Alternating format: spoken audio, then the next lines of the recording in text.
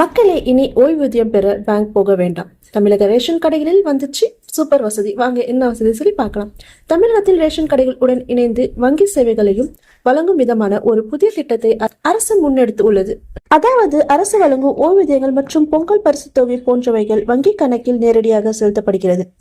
இந்த பணத்தை debit card பயன்படுத்தும் ஏடிஎம் மூலம் பயனாளர்கள் எடுத்துக்கொள்ளலாம். ஆனால் தமிழகத்தில் உள்ள பல்வேறு மலை கிராமங்களில் ஏடிஎம் கிடையாது. இதன் காரணமாக ஓய்வூதியங்கள் மற்றும் அரசின் நலத்திட்ட உதவிகள், பொங்கல் பரிசு தொகை போன்றவற்றை எடுக்க நேரடியாக அவர்கள் வங்கிக்கோ செல்ல வேண்டிய நிலை இருக்கிறது. கடந்த 2014 ஆண்டு முதல் ரேஷன் கடைகள் மூலமாக பொங்கல் பரிசு தொகை நேரடியாக வழங்கப்படுகிறது. இந்நிலையில் ஏடிஎம் சென்டர்களை எளிதில் அணுக முடியாத மக்களுக்காக தற்போது ரேஷன் கடைகளில் மைக்ரோ ஏடிஎம்களாக மாற்ற அரசு முடிவு செய்துள்ளது. ஏற்கனவே தமிழகத்தில் தொடக்க வேளாண்மை கூட்டுறவு கடன் சங்கம் 4500 மையங்களில் 3500 மையங்கள் மைக்ரோ ஏடிஎம்களாக மாற்றப்பட்டுள்ளது என்ற கூட்டுறவு சங்கத்தின் பதிவாளர் சபயன் கூறியுள்ளார். இதனை அடுத்து ரேஷன் கடைகள் மைக்ரோ ஏடிஎம்களால் மாறப்போகும்.